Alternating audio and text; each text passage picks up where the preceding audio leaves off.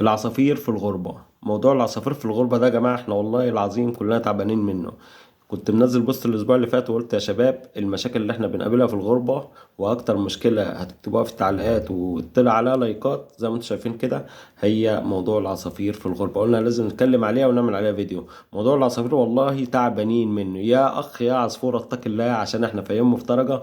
والله انت بتضر زميلك وبتضر نفسك، يعني انت ما تقنعنيش ان صاحب الشغل او الكفيل بتاعك عشان شايفك انت بتعصفر له وبتديله اخبار فانت كده حاجه كبيره عنه، لا ده هو بيرمي لك 20 30 ريال ولا 20 30 درهم ولا الكلام ده، وانت بتبقى تحت الجزمه عنده. فيا اخي اتق الله عشان انت بتقطع عيش ناس، وناس عندها عيال واولاد وناس متغربه عشان تاكل لهم تعيش بالحلال.